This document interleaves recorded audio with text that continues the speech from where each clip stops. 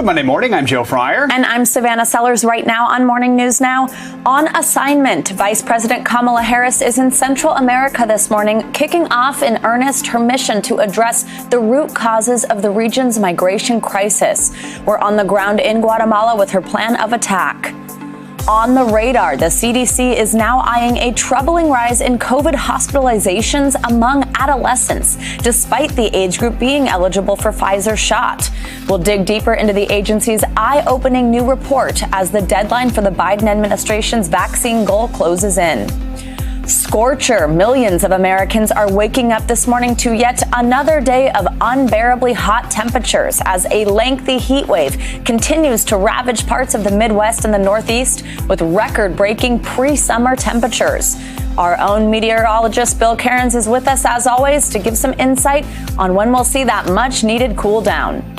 And to boldly go, move over Mars, it's Venus that's now in NASA's sights, with the agency announcing 2 new missions to Earth's sister planet by 2030. We'll chat with one of NASA's administrators about their latest planned endeavor. How exciting is that? It's very cool. I'm reading about Venus and learning all sorts of interesting things. I know, right? I know. And it's like, whoa, that came out of nowhere. We were all focused on Mars. I think I learned it in 3rd grade, but I didn't remember any of it. Yeah, definitely not. We'll get to that later in a very cool interview, but we begin this morning with Vice President Kamala Harris's first international trip as VP as she kicks off her Latin American tour in Guatemala to address the surge in migration at the U.S. border. NBC News correspondent Carrie Sanders is in Guatemala City with more on the people at the center of the issue. To understand how children from Central America wind up on the U.S. border, we traveled high into Guatemala's mountain. On steep dirt roads, by motorcycle, on foot, to a spot only half a turn on a switchback from the Honduran border. It's here where so many desperate migrants, often children, begin their journey. My name is Sofia Letona. My mission is to help in places where there's a humanitarian crisis. We joined Sofia as she made health checks on newborns. Infant mortality in Guatemala is worse than in Syria. I mean, they've seen their neighbors' children die of hunger. They don't want the same for the children. They're desperately looking for ways to get their children to have some food, to be healthy, to grow up, to have a chance at life. Why the United States? Because it's the dreamland, you know? It's the place where what dreams are made of. Sofia's rounds this day include a first-time meeting with 2-month-old Elsa. Elsa is 37-year-old mother Ordia Perez's 10th child. Guatemala's problems, like neighboring Honduras and El Salvador, are much deeper than simply hunger. 2 Category 4 hurricanes just weeks apart last year hammered the Central American Atlantic coast. State governments have done little to help victims rebuild. And then there's the systemic corruption and crime. At a refugee center in the capital city, we met Eric. He left Honduras to escape conscription into a gang. Here, he gets aid and comfort, but by law, the center cannot prevent anyone from heading to the United States. You're 12 years old. Did you even tell your mother you were leaving? You did not tell your mother.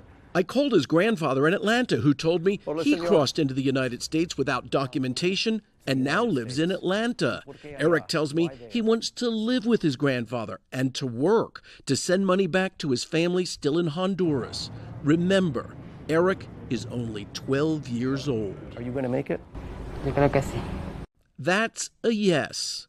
Remember Elsa's mother with 10 children? She speaks the Mayan language Choti. I asked if she could ever imagine allowing her children go north alone. I'm kind of shocked because she just said that maybe she would stay behind, but she would definitely send her kids. I mean, she would send her kids? She would get, she's just said, like, she would get used to the idea and send her kids.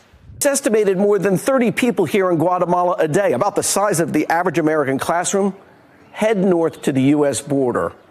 Solving this problem will require some inventive solutions. Guys?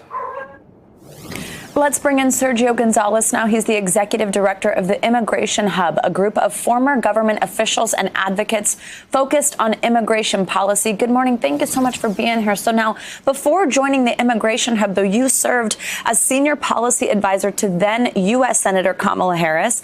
Now, we haven't heard any concrete goals or strategies for her plan to address these root issues that we just heard there in Carrie's piece. But talk to us about the immigration issues she faced as senator, and if maybe that might tell us something here about what we could see.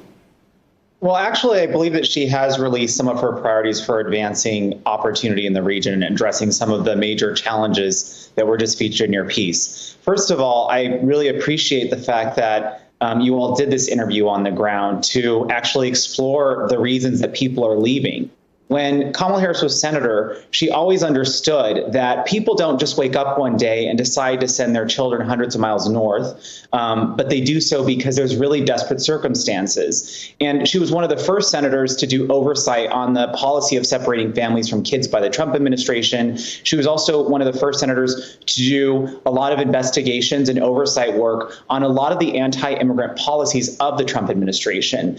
This is something, and this is an issue that is very close to her. She has her own personal story of immigration. Both of her parents are immigrants, and she also has a background in immigration. And so I think that a few things that we can tell from her background that would be intuitive about what's going to happen on this trip. One is that, she is going to go into these meetings very focused, and I think she's going to want to talk about a lot of the corruption issues and issues around government transparency that impact the region. I also think she's going to be very eager to meet with community leaders and people outside of government to understand firsthand about the challenge that they are facing on a daily basis and why they're making the decisions that they are making to send their kids away or to travel north themselves.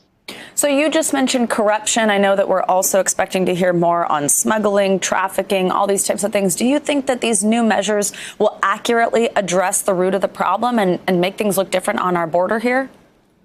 The challenges in there is no easy solution to addressing this issue.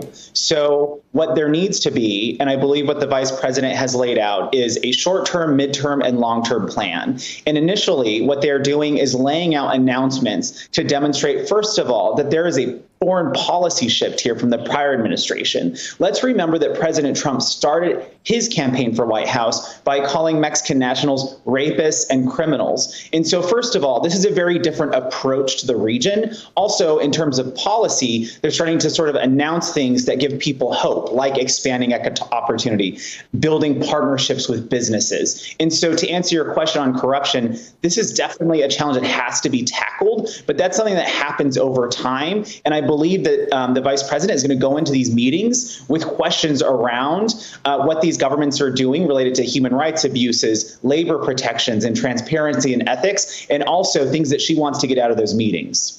Let's just talk about what she's up against here, though. I mean, aides say that corruption will be a central focus of the vice president's meetings with the president of Guatemala today and the president of Mexico tomorrow. So explain, though, how that issue of corruption is going to impact the U.S.'s efforts to address the issue of immigration.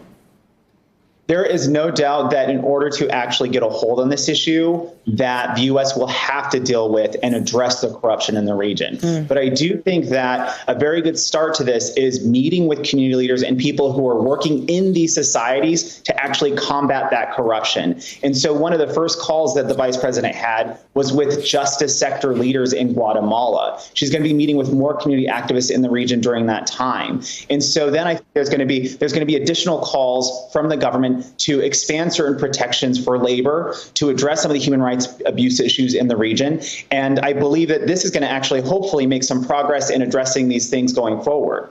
Sergio Gonzalez, really great insight and analysis there. Thanks so much for joining us. Thank you.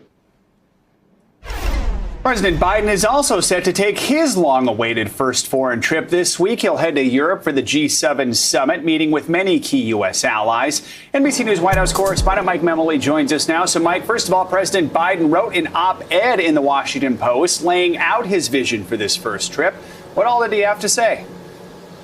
Well, think about it, Joe. President Biden has decades of experience in foreign policy as a senator and as a vice president, but now, as you say, long-awaited first appearance on the world stage as the president of the United States. And in this Washington Post op-ed, he lays out his broad thinking as he approaches the trip. And it's something we've heard him talk quite a lot about already, this idea of what he calls a defining moment of our time, this question of whether democracies or autocracies will ultimately run the 21st century. Now, it's striking as we approach this trip how much of foreign policy is grounded in domestic policy. And in this op-ed, the president talks about the fact that the U.S. economy has in some ways propelled the global recovery so far. He's going to be heading overseas, trying to make the argument that the approach that the U.S. has taken with the COVID approach, as well as on other issues, is really one that should be mirrored by our democratic allies. Now, of course, there is a lot on the agenda, especially with the pandemic. We're also going to be hearing a discussion of foreign policy. But this all kicks off on Wednesday when the president arrives in the United Kingdom for meetings with Boris Johnson and then our G7 ally leaders. And then, of course, meeting with the Queen as well. Now, Mike, heading into this, finance ministers from G7 countries agreed on a minimum global tax rate, which would impact multinational corporations. Explain more about what that is and what these countries hope to achieve.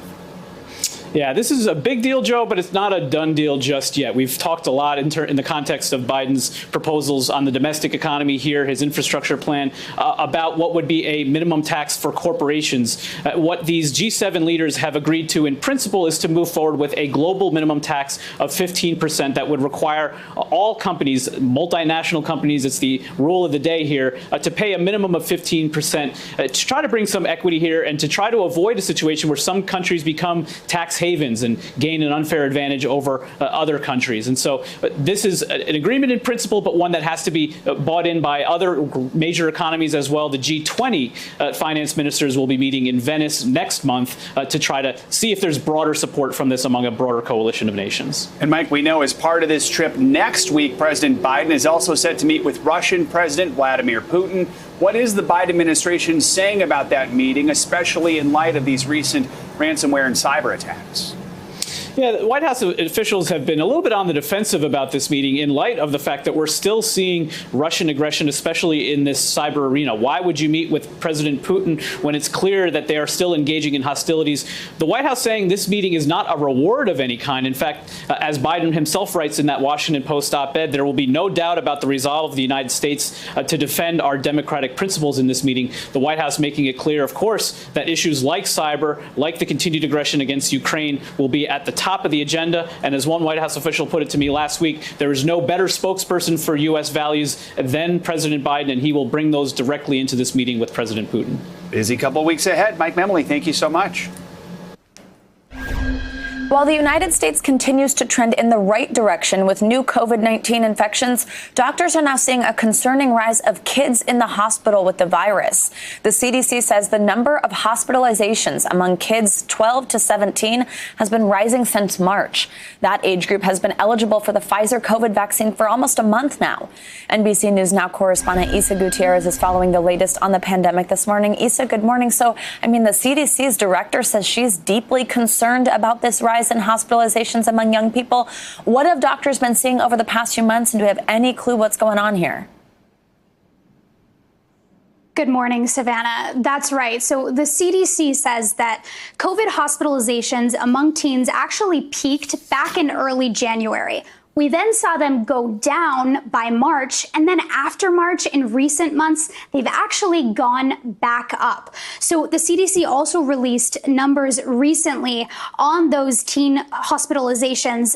This is from the first 3 months of the year. It's the most recent data from them, but I want to take a look at them just to get some perspective on these numbers. So of the over 200 teens hospitalized, a third of them were admitted to the ICU, and 5% of those teens hospitalized for COVID-19 were placed on ventilators. There were no deaths, but CDC Director Rochelle Walensky, like you said that she's deeply concerned about these numbers. We talked for many, many months about how older folks, those with underlying conditions, were more likely to be hospitalized for COVID-19. But as you can see from these numbers, teens can also be in this situation. So Dr. Walensky is really imploring parents to talk to their kids about mask wearing and also to asking them to encourage their kids to get vaccinated now that they're eligible across the country. Savannah? Now, First Lady Joe Biden and Dr. Anthony Fauci visited a vaccination site in New York City over the weekend. What was the reason for that visit?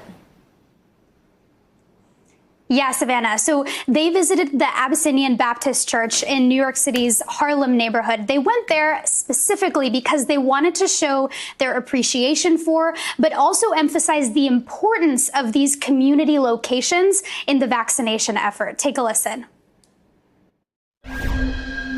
This is a historic place that I've known since I was a child, being a New Yorker myself, and to actually be in this place with all of the extraordinary people who are working out as the messengers to get people to vaccinate. Because people in this community trust this church and trust the people in the church.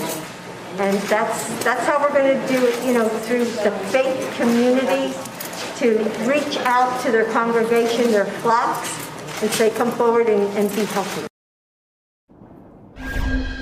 Now, during Dr. Fauci and the First Lady's visit, there were also protesters, dozens of them, who gathered outside of the church. They were carrying signs criticizing Dr. Fauci and the COVID-19 vaccines. Savannah? Now, Issa, another big COVID headline this morning was about some drama that unfolded at this weekend's PGA Memorial Tournament. So the golfer who's actually expected to win tested positive for COVID. He found out while he was on the course, while he was on live TV. What happened there?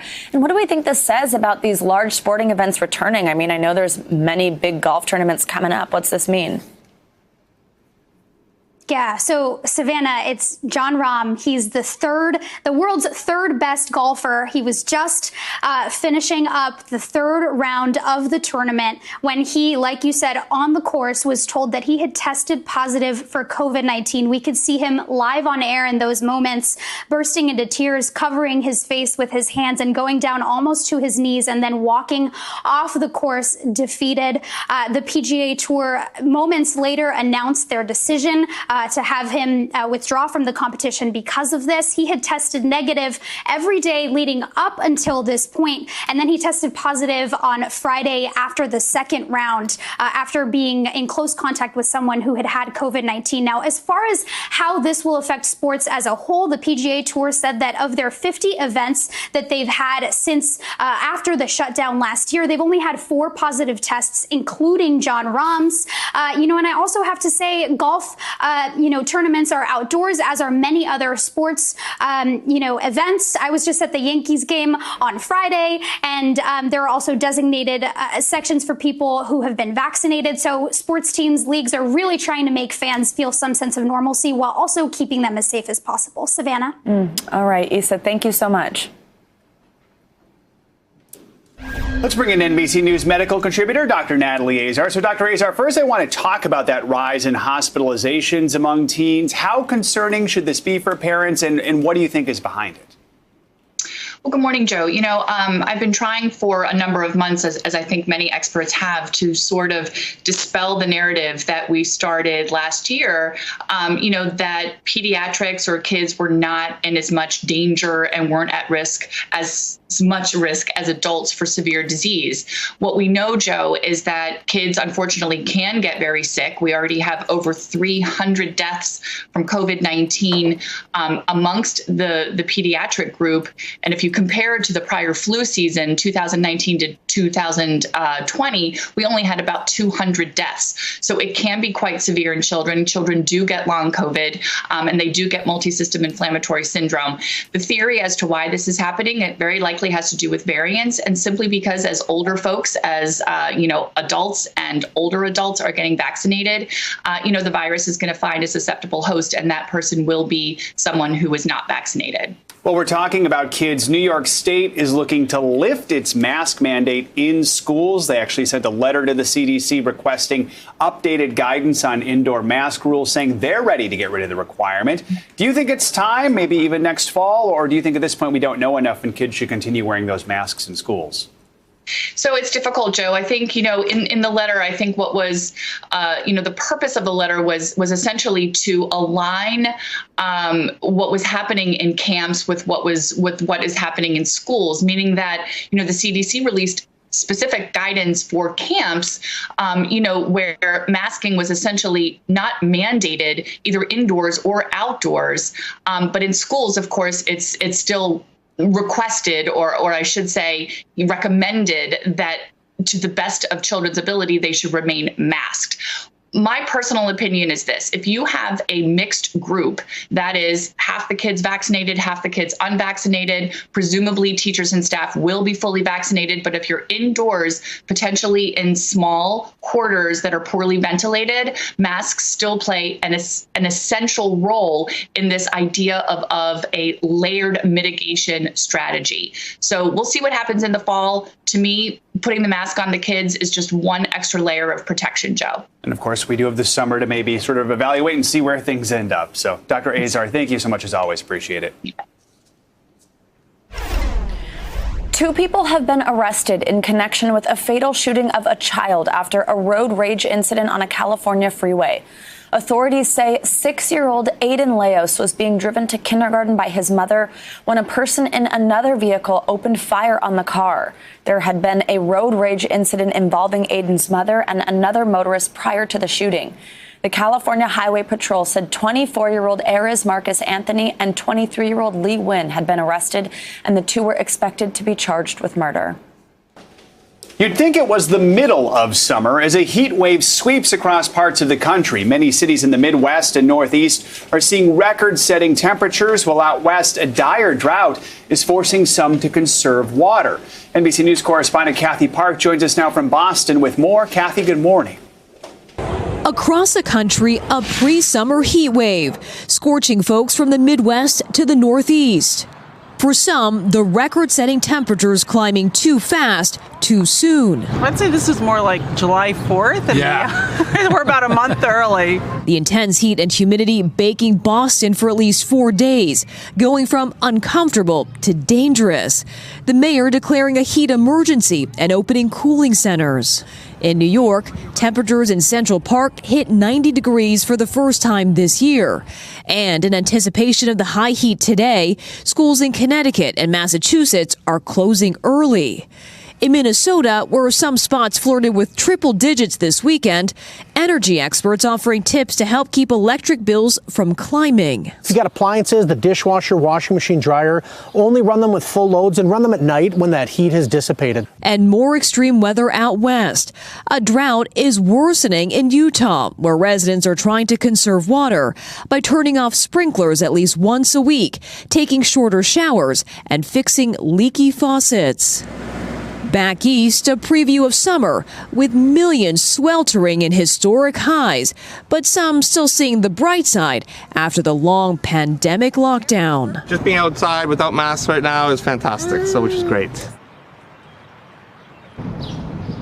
And here in Boston, we might be nearing a record of 97 degrees, which was set back in 1999. A heat emergency is expected to last through Tuesday. And while those cooling centers are open to the public, those city-run outdoor pools are not yet open for the season. So, Joe, perhaps more reason to eat ice cream, or you can be like me, find a nice big tree and just stand under the shade. You heard it here. Joe? Kathy Park says you can eat ice cream. All right. Thank you, Kathy. Appreciate it. So how long will the heat wave last? Let's get a check on your morning news now weather. Which, of course, means Bill is here. Hey, Bill, what do you got for us? But what type of ice cream is the important question, though? If you do the soft serve in the hot conditions, it melts really fast, so you got to be quick. True. But that is my favorite. Harder ice cream. Yeah. Yes. Yeah, that's my advice. All right, so let's get into the numbers here. 17 million people still under these heat advisories. Now, this isn't like a midsummer epic heat wave. It is very hot, but it's not super humid. So we don't have those crazy, what we call heat indices that are, get up there about 110 or 105 or even 1 teens. It's mostly just hot. And so that's it. This is like kind of a warm up to the summer heat wave season, but 17 million people still impacted. Today's high temperatures in Boston, that's impressive. 96 degrees today. That's 23 degrees warmer than it should be for this time of year. And all the way down the I-95 corridor will be in the 90s today. And as we go throughout this week, the north Northeast will slowly cool off. Tuesday, we're talking about 88 in New York instead of, low 90s. But look at the heat building in the northern plains. No relief in sight for our friends from areas from Kansas City northwards. Omaha, Wednesday and Thursday, 95 and 96. Even Minneapolis, what a hot stretch you had earlier this spring. And now you're going to have another one as we start to slide towards summer. And it does cool off dramatically. Look at New York, only 75 on Friday. So here's the forecast for today. There's going to be a lot of downpours, especially around Texarkana and Little Rock throughout the southeast. We're kind of in that summer season where, the mornings are fine and in the afternoon we're going to pop up storms almost everywhere. On Wednesday, that continues into the Ohio Valley. And watch out on Thursday and Friday. We could deal with some heavy rain in areas of West Virginia and also right around the nation's capital. So if you have Friday getaway plans in the Mid-Atlantic region, keep an eye on that forecast. So beat the heat today, guys. Officially, it'll be a heat wave in New York City. That's 3 days in a row of 90s. All right. We'll get that ice cream. All right. Yeah, air conditioning. Thanks, Bill. Coming up, a major blow to the Democrats' sweeping voting rights bill dealt by a fellow Democrat. Yeah, why Senator Joe Manchin says he opposes the legislation aimed at combating voter suppression next.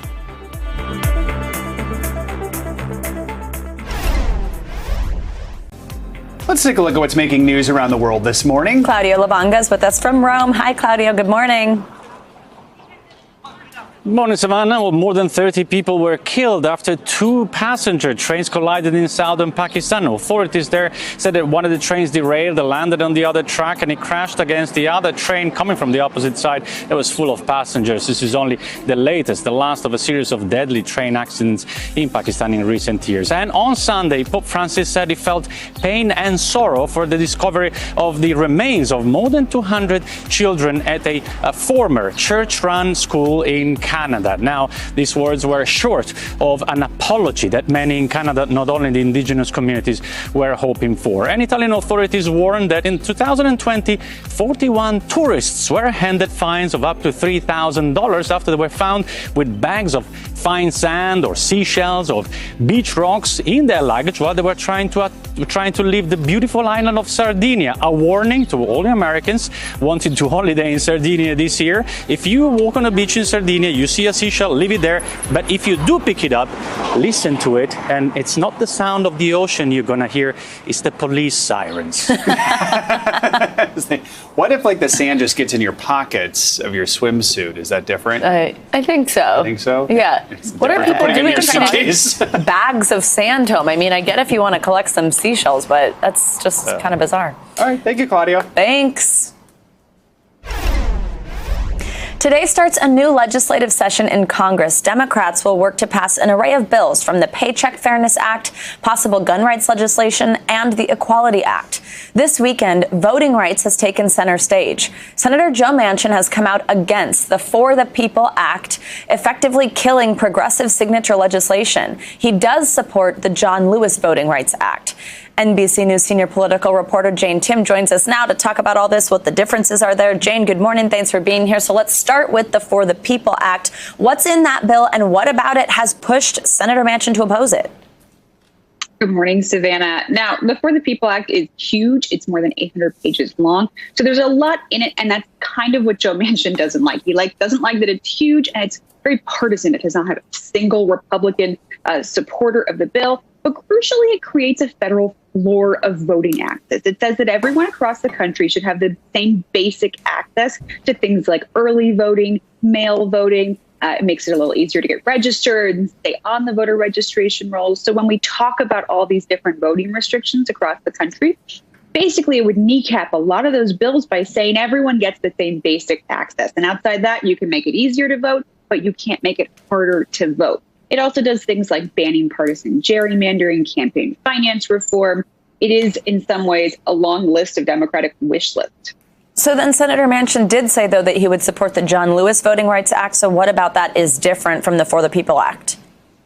So the John Lewis Voting Rights Act is a much more narrow bill, and it essentially brings us back to the status quo we had before 2013, when the Supreme Court gutted sort of a key provision of the Voting Rights Act, which basically said that states and counties with a history of discrimination had to go through the Justice Department when they wanted to change their voting rights rules, their sort of access to election, any kind of polling place closures, things like that. Now, the Supreme Court said in 2013, you can't keep using the same list of states and counties with a history of discrimination 50 years later. This says we're going to create a new formula to figure out which states and counties need to go through preclearance, and that is constantly being updated with this bill. Now, Jane, I also mentioned some other stuff that are going to be these legislative priorities. Tell us more about what else is up for debate this session. It's going to be a big one. I think gun control is going to be huge. We've seen a lot of discussion there. I think it's just going to be a raucous one. But voting rights has definitely got all of my attention. All right, Jane, Tim, thank you so much. President Biden is facing an uphill battle to meet his July 4th vaccination target. The goal is to get 70% of adults partially vaccinated by Independence Day. Right now, that number stands at about 63%. So states across the country are now racing to meet that goal by incentivizing residents. As NBC's Corey Coffin discovered, the immersive Van Gogh exhibition in New York is offering discounted tickets to those who are willing to get vaccinated. Joe, Savannah, good morning. The people who are putting on this partnership say they have seen an increase in attendance, both people interested in the Van Gogh exhibit and coming out and saying, oh, I can also get a vaccine, or people coming out to get the vaccine saying, oh, we can get a discount to get inside. Now, the first 100 people who got a vaccine here at this site got free tickets to get inside. That went very quickly. This is a very popular immersive exhibit. But I spoke with the producer of the show about the ongoing discounts they're still offering for people who get the shot out here, as well as people in line. Listen here. People just come and inquire. And of course, it is super convenient. Plus, we have the boats coming in and out. We have the crowds that a lot of people are just passing by. Of course, we're noticing a great movement here by having this site here, 100%. Of course, just one of a number of incentives the state of New York is offering, as well as other states. You might remember Ohio doing their $1 million lottery, announcing winners this past week for that. And then there's some companies offering some massive incentives. We're talking sweepstakes to the Daytona 500 next year. United Airlines offering sweepstakes for an entire year of free flights potentially. So there's a lot of big things here, both private companies and state and local governments all trying to get this last big push in these last 29 days. The question is, will it work? We know that still some 33% of Americans are hesitant to get the vaccine, according to the latest polls. And the latest numbers show about 51% of the population is at least partially vaccinated. That means in these last 29 days, Joe and Savannah, we need at least 600,000 vaccines a day. Coming up, bonuses paid out in crypto, reimbursement for personal finance courses, and even English and Spanish language courses. One Philadelphia restaurant owner is attracting workers during a post-COVID slump. Next.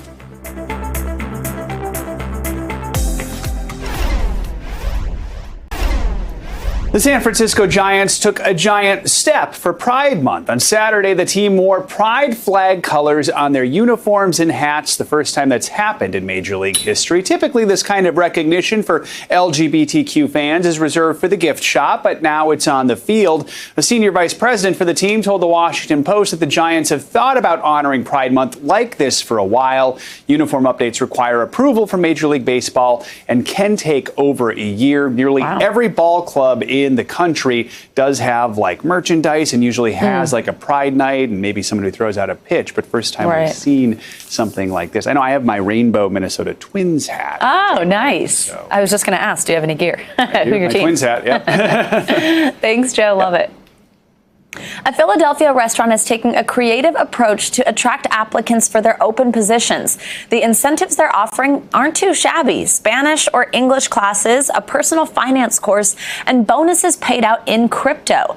NBC News correspondent Mara Barrett spoke with the restaurant owner to see if his big bet's paying off. It's always been challenging to get to 100% staffing in the restaurant business, but nothing like this. This is completely foreign to us. Barry Gutin has a story familiar to other restaurant owners post-pandemic. Last year, he laid off more than 400 employees, his entire staff. We don't know if the country's going to survive. We don't know if we're going to survive. A year later, as capacity restrictions are lifting, he can't fully reopen yet.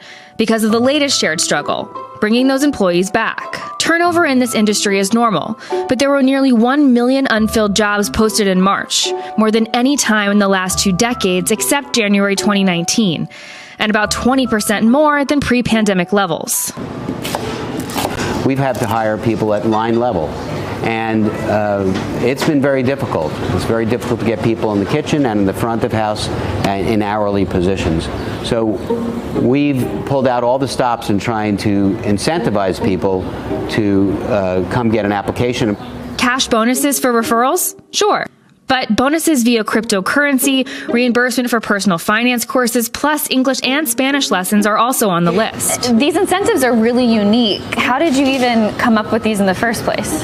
Well, we thought about what our employees need. Now, a lot of our employees are young. They're not thinking about the future yet. So we want to get them focused on putting some of this money away. We hope that as we make their lives better, it'll help with our retention.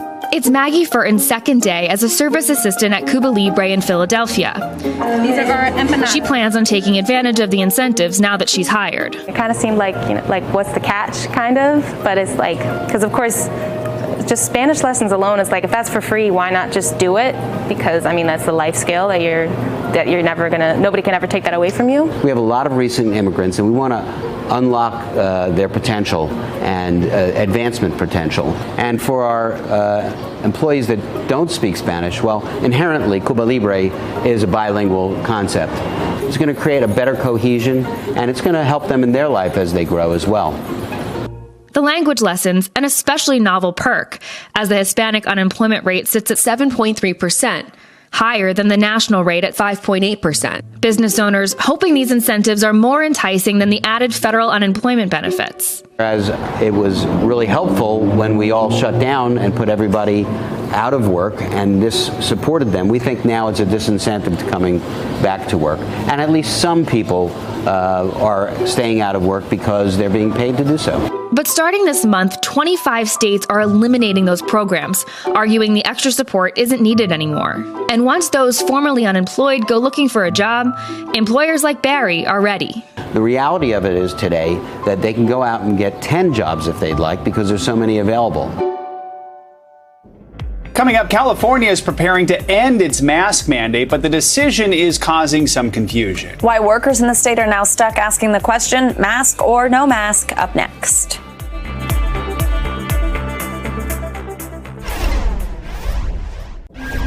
California is preparing to ease many of its COVID-19 restrictions next week, including lifting the mask mandate. But the state's Occupational Safety Board says this may not apply to the workplace. NBC's Scott Cohen has more. Joe, Savannah, we are now just about 1 week away in California from all restrictions being lifted. Tuesday, June 15th, all of the color-coded tiers and the mask restrictions go away under the plan by Governor Gavin Newsom. But that's not necessarily the case in the workplace. Cal OSHA, which sets workplace standards, is out with a new set of guidelines that are still subject to final approval, but basically it's a little bit of a mixed message in the workplace. So the guidelines say that masks are required now in the workplace still, even after the 15th, unless everyone in the room has been vaccinated. Employers are required to provide those strong N95 masks to all workers, though wearing them is voluntary. There is some easing of the social distancing standards and the barriers. So under the new guidelines, if you work in a store, for example, when you're at work, you may still have to wear your mask, but you can come back afterwards and shop with no mask if you're already vaccinated. Now, California has had some of the toughest restrictions throughout the pandemic. So as this state takes the baby steps back into normal life, some people are fine with this. I just want to go in the positive direction. We have come very far, and we would like to take, small steps. There is some pushback, though, from business groups, including the California Chamber of Commerce, the state's biggest business advocacy organization, which says that workplaces should be subject to the same standards as every place else and should follow the CDC guidelines, which say that people who are vaccinated, fully vaccinated, can go maskless. The CEO says under these rules that Cal OSHA is proposing, workers' freedoms will be controlled by their fellow workers' decisions to get vaccinated, not by their own choices. And the Chamber says that everyone should get vaccinated. But it's part of this sort of gray area as we get back to normal life. Again, these rules are subject to final approval by a state administrative law panel, and Governor Gavin Newsom could override them. He, of course, is treading some difficult political ground as he faces a recall election as soon as this fall. Scott Cohn, NBC News, Milpitas, California. Joe, Savannah, back to you. It's time for our CNBC Money Minute, the biggest financial headlines of the day and why they matter to you. Seema Modi joins us now. Hi, good morning, Seema. Hey, Savannah, Joe, good morning. Apple's annual developer conference. That is the big event we are watching today. Data privacy and security are expected to be the focus of CEO Tim Cook's keynote address. Reports say Apple could also show off new features for iOS 15, such as an upgraded home screen for the iPad and new notification settings that can change depending on whether a user is working or asleep. There could also be one product announcement, the upgraded MacBook Pro, which would come in two screen sizes, 14 and 16 inches. Elon Musk says Tesla's Plaid Plus version of the Model S it's been canceled because the basic Plaid mode is just so good. Tesla has been teasing the Model S Plaid since 2019 and last month said deliveries would be pushed back to June 10th. The Plaid Model S will have a top speed of 200 miles per hour and a range of up to 412 miles. Musk tweeting yesterday it can go from 0 to 60 in under 2 seconds. Businesses are counting on teenagers to staff restaurants, golf clubs, and other entertainment spots this summer, and teens are answering the call. The Labor Department says the share of 16 to 19-year-olds who work rose to 33% in May. That's the highest rate since 2009. That marks a sharp rebound from the record low 20% employment rate teens saw last spring when the pandemic dried up millions of those lower wage jobs, guys. Samantha, back to you. All right. Seema, thank you so much. Lots of summer jobs. Thank you. Coming up, two missions to Venus by 2030 just announced by NASA. We're going to chat with one of the agency's administrators about what exactly we'll be doing there next. We've talked a lot lately, about missions on Mars, but now NASA has announced an exciting new part of its Discovery program to visit Venus. The agency will send 2 missions to our planetary neighbor later this decade in 2028 and 2030. We're very excited to bring in Thomas Zurbuchen. He's the Associate Director for NASA's Science Mission Directorate. Thomas, good morning. Thank you for being here to talk about this. We're so excited to have you. So what do we hope to learn about Venus from these missions? I know we haven't been there in a while. Oh, yeah, we have not been there since we turned off the last mission in the mid-90s. And so it's really time to go back. We have a lot of questions about the origin of Venus. You know, Venus looks almost like the Earth in terms of size. It has a hellish atmosphere, much, much hotter at the surface of Venus than even at Mercury and certainly at Earth. And we have a lot of questions about how that planet that presumably started very similar to the Earth ended up in that state. We're looking at the surface and also the atmosphere with these 2 missions. You mentioned the hellish conditions, those extreme temperatures. I think I read around 900 degrees Fahrenheit, the atmospheric pressure. So how do you do that? What kind of technology will NASA be using to try and pull off the missions? So the first mission, the Veritas mission, is an orbiter. So it's going around and looking at the surface with 2 instruments precisely tuned, kind of taking advantage of everything we've learned so we can get through the thick clouds and look at the surface at a resolution that's about 100 times better than what we've done before. So we'll get maps and look at volcanic origin. The other one, Da Vinci, will, if you want, descend into the atmosphere and take measurements on the way down and look at the history of that atmosphere by looking at its composition and then image the surface when it arrives. Thomas, what are you most excited about for this next phase of space exploration? I mean, going to Venus, what do you want to learn from there? You know, for me, the question about life on Earth, life on Mars, life on Venus is really the question that is urgent and it's important right now. And we want to learn about the origin of life on Earth by learning about the neighborhood planets, about Mars bringing samples back, about Venus really learning about whether there was in its past a possibility for it to carry life. Do we know? We know it's been decades since we've really been exploring Venus. Why was it that stopped, and what is it that sort of got us interested in it again? For me, it's really the tremendous evolution of knowledge, both about Mars and also about the ancient Earth, that really makes Venus way more important. In addition to that, we have over 4,000 exoplanets that we found at stars around our own galaxy, and so many of them are Venuses. And we need to understand that kind of, thick atmosphere carrying a planet next door to understand these others. So for me, the questions are just way more urgent today than they were even 5-10 years ago. So, Thomas, you mentioned that you think it was this atmosphere that was similar to Earth's, and then how does it end up in that state? What kind of lessons can be taken? I mean, when you send these two missions, can they gather information that's something that we can kind of put into use here on Earth? Is that something that you'll be able to learn? Absolutely. So whenever we of course sit on a planet that has a fragile atmosphere as well, with an atmosphere that's changing and is affected by natural sources, but also by human-induced change, right? And so for us, what we'd really like to learn about this other atmosphere, kind of an atmosphere that really went badly, the Venus atmosphere, is like how as we call it, the runaway greenhouse effect can really occur. So for us, learning about this other planet really helps us learn about our own home, the planet we most love. Thomas, we are big fans here of the mini helicopter on Mars. So if you can do anything to get something like that on Venus a few years from now, we're huge fans here. We're into that. One of the things we're really excited about is the possibility of, as we go to the planet, perhaps thinking about sending some new technologies even on the ground. It won't be a helicopter, but we'll keep you posted. There's interesting thoughts going on right now. We love it. Thomas, thank you so much for joining us this morning. Good luck with everything. We appreciate it. We're going to hold you to keeping us posted. We'll see you soon. All right.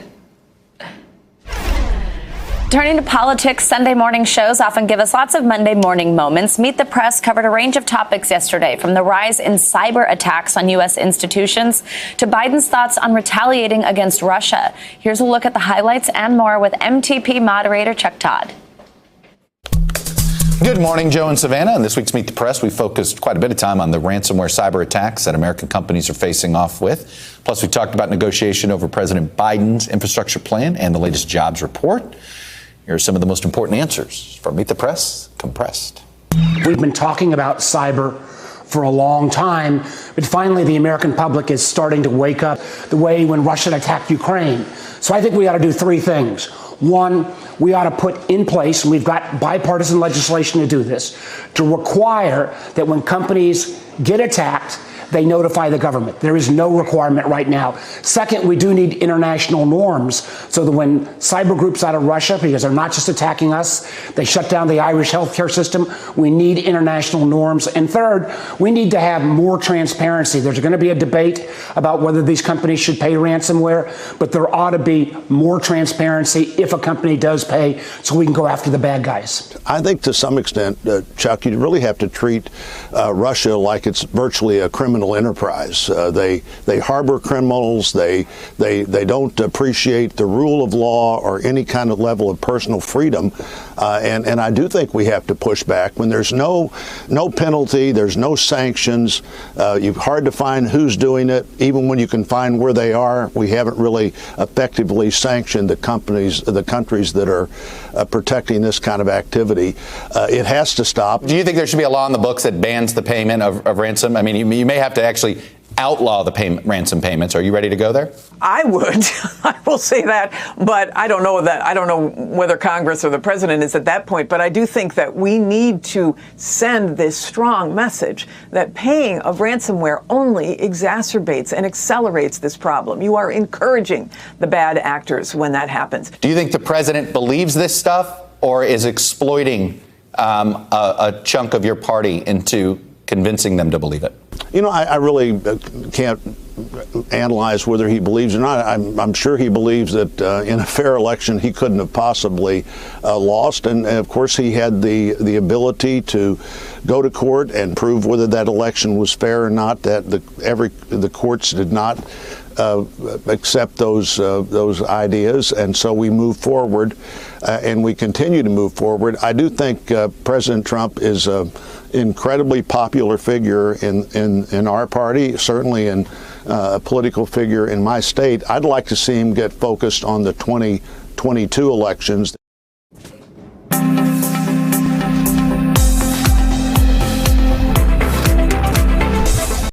Hey, NBC News viewers, thanks for checking out our YouTube channel. Subscribe by clicking on that button down here and click on any of the videos over here to watch the latest interviews, show highlights, and digital exclusives.